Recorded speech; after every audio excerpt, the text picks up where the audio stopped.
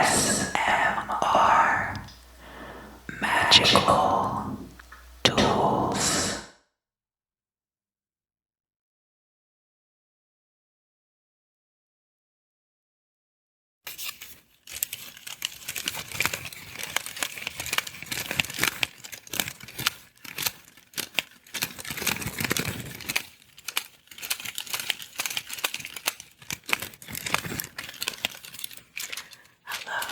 Hello. Welcome back.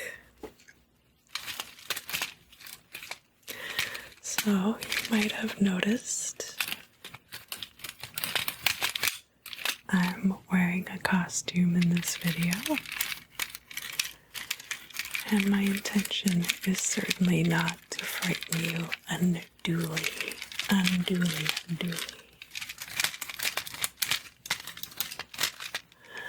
But the movie series Nightmare on Elm Street really delves into ideas surrounding the dream state. So, not just lucid dreaming, but also prophetic dreams, and to some extent, how those things can bleed over into the astral plane, right? And then there's intersections between yourself and other people in your dreams. If you co-sleep regularly with another person, you might find yourself comparing dreams and finding that there is some overlap from time to time between what you dream and what they dream, right? And sometimes there's rational explanations for this. You're sleeping in the same conditions, so if it gets too cold and you both dream about being in a cold place, it might just be because the bedroom is too cold. But there are often other reasons as well. I have had dreams before where my spouse was trying to complete a task, and I spent my whole dream going to find him, and he spent his whole dream completing this task and waiting for me to arrive.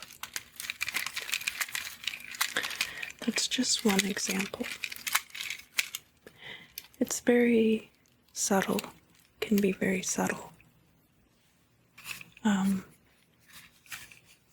And if you share your dreams regularly with the people that you're sleeping near,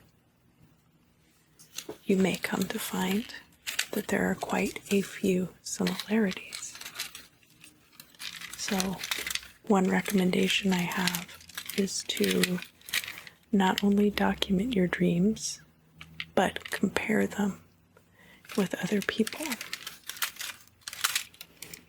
Even if somebody doesn't live with you, but if you're very close to that person,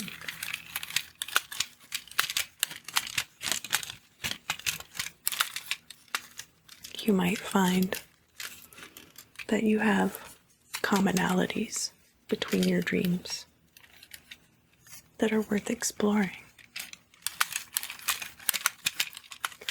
My family members show up quite often in my dreams, especially my son,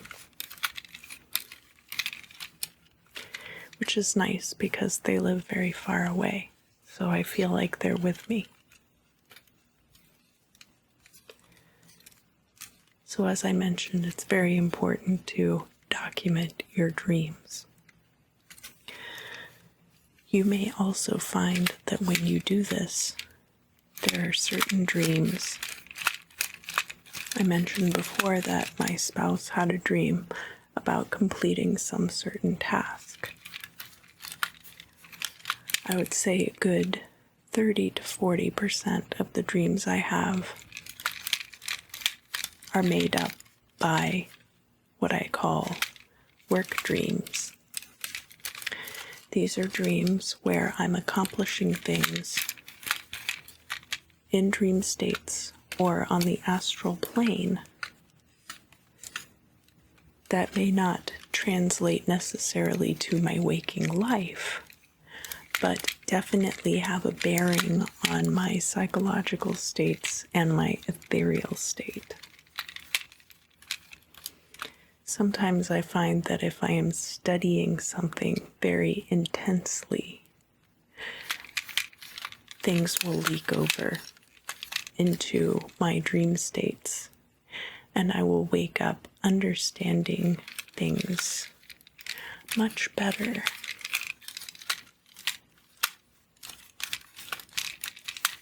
Now, these work dreams can be very exhausting.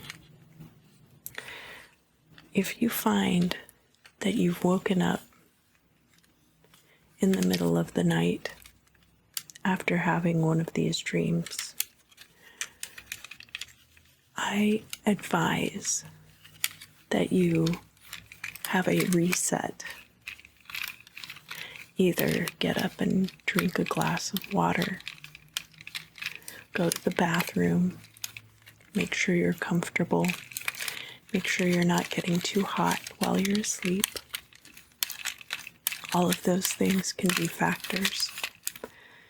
There are definitely things that your body is going to need to work out while you're asleep, but you need to find a good balance between getting rest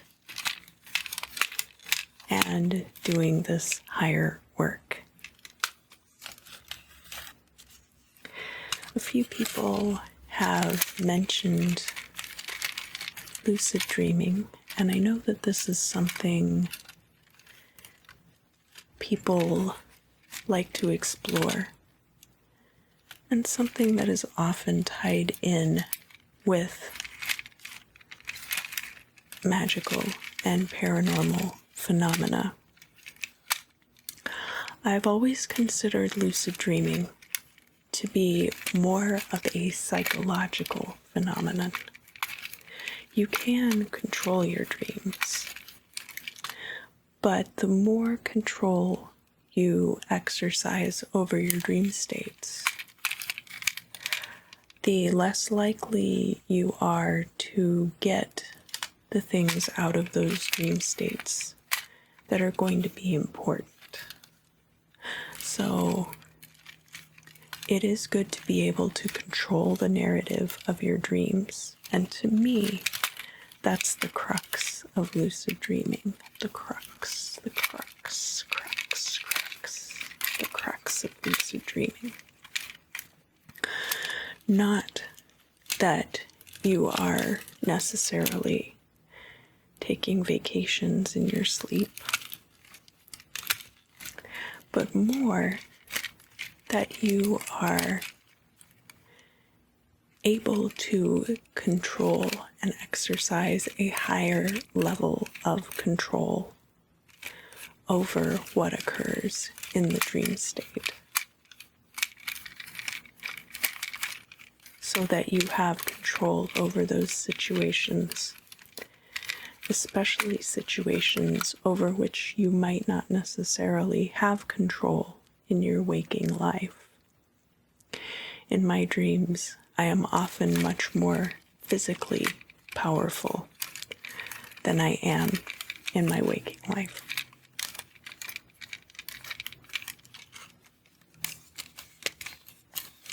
And that, of course, would be the key to defeating monsters like Freddy Krueger in your dreams. And I mentioned about work dreams.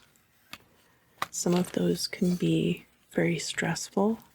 Some of them can be kind of scary. I've had dreams about stabbing people. I've had dreams about beating people to death. Those are not necessarily things that I would do in my waking life. Obviously, if it was a battle of life and death, I would fight very hard to survive. But I also do my best to set my life up in a way that I'm not putting myself into physical harm.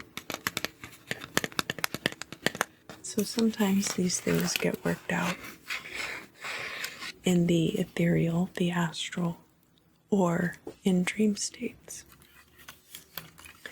It can be very difficult to tell the difference between dream states and the astral plane.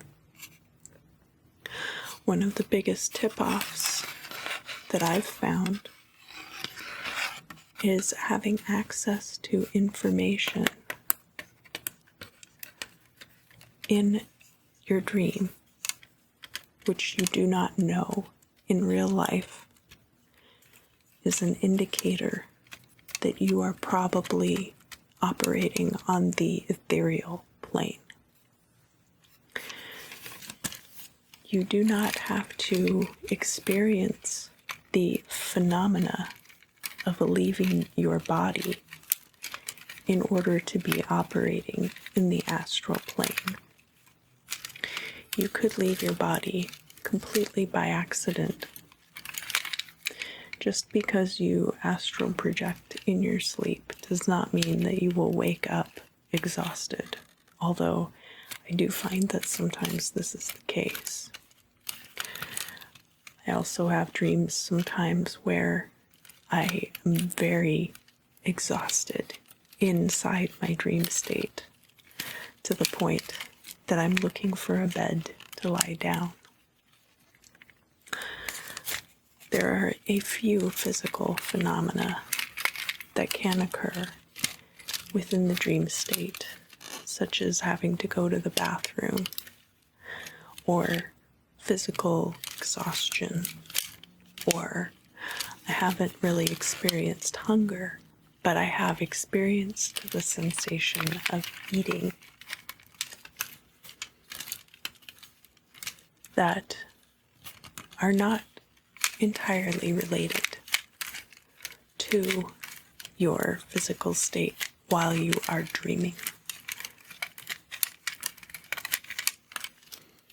You may want to track those as well. You may decide that that's useful for you. I do not often track those things unless it is a very important detail of the dream itself.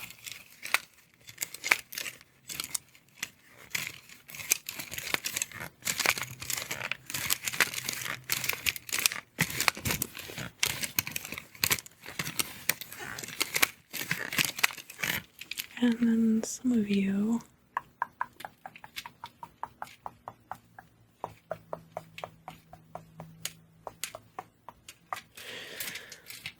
may or may not be reliving aspects of trauma in your dreams.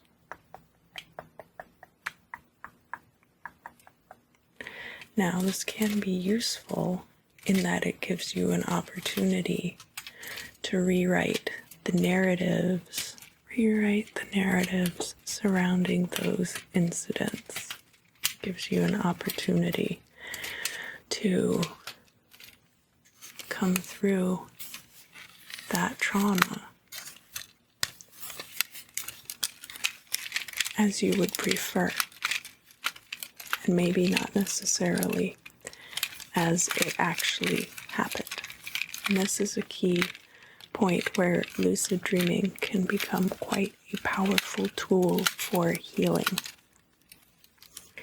Because if you are able to live these things out, not just in your dream states, but also possibly in the ethereal,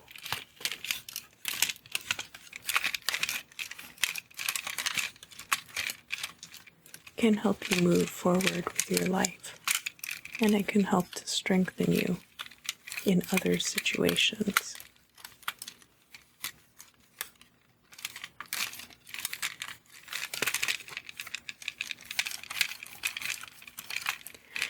If you have any other questions about dreams, I would like to hear your thoughts down in the comments for sure. I do have a link down in the description box for future Q&A videos where you can submit questions anonymously. Now, I would like to put something out there for you to consider, and I'd like your thoughts on this also, which is the possibility that you would be able to submit your dreams and we could all talk about what the dream might mean, whether or not you might have been astral traveling, and also whether or not it might have been a lucid dream. I understand that dreams are very personal to each individual person, and that not everybody is going to be interested in sharing their experiences. If you would, I would love to hear from you. And of course, this could be done anonymously.